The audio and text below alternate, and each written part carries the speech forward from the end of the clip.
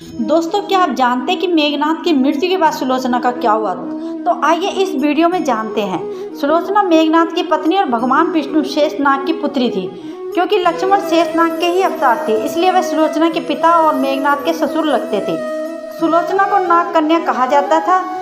कुछ पुस्तकों के अनुसार उसका नाम प्रमिला भी बताया गया है। युद्ध भूमि में जब मेघनाद लक्ष्मण के हाथों वीर गति को प्राप्त हो गया था, तब सुलोचना अपने पति के शरीर के साथ सती हो गई थी। हालांकि इसका उल्लेख ना तो वाल्मीकि रचित रामायण में है और ना ही तुलसीदास रचित रामचरितमानस में मिलता है। भाषाओं की कथाओं में इसका उल्लेख है, इसलिए मैं आज आपको सुलोचना के चरित्र और उसकी सती होने की कथा के बारे में बताऊंगी। तीसरी बार युद्ध में जाते समय मेघनाद को यह ज्ञात हो गया था कि श्री राम और लक्ष्मण कोई साधारण मानव नहीं है, बल्कि स्वयं नारायण का रूप है। तो वह अपने माता पिता और सुलोचना से आखिरी बार मिलने आया। जब वह अपने माता पिता से मिलकर जाने लगा, तब उसने सुलोचना को देखा। सुलोचना से वह इसलिए नहीं मिलना चाहता था क्योंकि उसे लग रहा था कि कहीं वह सुलोचना के आंसू देखकर भावुक न हो जाए।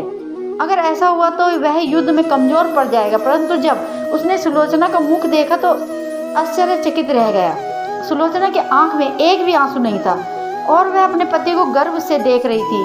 हालांकि उसे भी पता था कि आज उसका अपने पति से अंतिम मिलन है, लेकिन एक पतिव्रता और कर्तव्यनिष्ठ नारी होने के कारण अपने पति को युद्ध में जाने से पूर्व उनके कर्तव्य में अपना साथ दिया और अपने आंख से एक भी आंसू नहीं गिरने दिया। जब लक्ष्मण युद्ध भूमि में मेघनाद से लड़ने जा रहे थे, तभी प्रभु श्री राम ने लक्ष्मण से सुलोचना एक पतिव्रता नारी है, इसलिए युद्ध भूमि में मेघनाद का मस्तक जमीन पर नहीं गिरना चाहिए। युद्ध भूमि में जब लक्ष्मण ने मेघनाद को परास्त किया और उसके सर को धड़ से अलग कर दिया, तो अपने धनुष के द्वारा मस्तक को श्री राम के चरणों में रख दिया।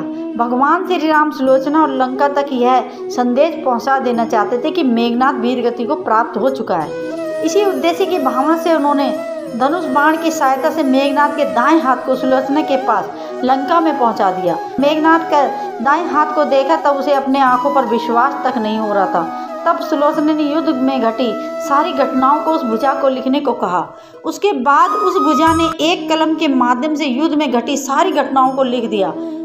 उसके बाद सुलोचना अपने पति के दाएं हाथ को लेकर लंकेश के पास पहुंची और उनसे सती होने के लिए आज्ञा मांगी। हालांकि रावण ने उसे आज्ञा दे दी, लेकिन पति के सर के बिना सती होना असंभव था, इसलिए उसने रावण से मेघनाद के सर की मांग की। लेकिन रावण ने शत्रु के सामने याचना करने से मना कर दिया। उनकी सेना में बहुत सारे योग पुरुष थे, इसलिए रावण ने सुलोचना को स्वयं श्री राम के पास भेजकर मेघनाद के सर को लाने की आज्ञा दे दी। सुलोचना रावण की आज्ञा पाकर प्रभु श्री राम की कुटिया की ओर चल पड़ी। जब सुलोचना भगवान श्री राम के पास पहुंची, तब भगवान श्री राम और उनकी सेना ने उनका आदर और सम्मान से स्वागत किया। सुलोचना ने भगवान श्री राम को प्रणाम किया और उसने अपने पति के सर को ले जाने की मांग की।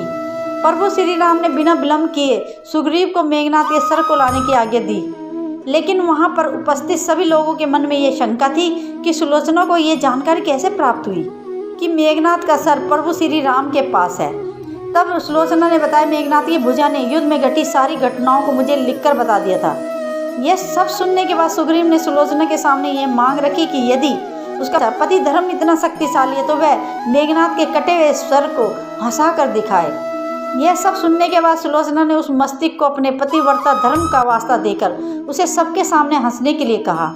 सुलोचना की इतनी सी बात पर मेघनाद का कटा हुआ सर सबके सामने जोर जोर से हंसने लगा। तभी सभी लोग यह देखकर आश्चर्यचकित हो गए, लेकिन प्रभु श्री राम सुलोचना के भाव और शक्ति से भली भांति परिचित थे। प्रभु श्री राम ने उस दिन की युद्ध विराम की घोषणा कर दी और लंका को यह आदेश दिया कि वह अपने युवराज को लेकर जाए और उसका अंतिम संस्कार कराए। सुलोचना के सती होने में किसी भी प्रकार का रक्त न बहे, इसलिए उस दिन युद्ध नहीं हुआ। सुलोचना अपने पति के कटे हुए सर को लेकर लंका गई और वह समुद्र के किनारे सभी मृतक सैनिक और मेघनाद अर्थी सजी हुई थी। सुलोचना दहकती हुई अग्नि में अपने पति के सर को लेकर बैठ गई और इस तरह सभी के सामने सुलोचना सती हो गई। दोस्तों, अगर आपको वीडियो अच्छी लगी हो तो वीडियो को लाइक करें और शेयर करें, और अगर आप पहली बार और अगर आप हमारे चैनल पर पहली बार आए हो तो हमारे चैनल को सब्सक्राइब जरूर करें और बेल आइकन को दबाना ना भूलें, ताकि आने वाली हर वीडियो का नोटिफिकेशन आपको सबसे पहले मिल सके। Thank you so much.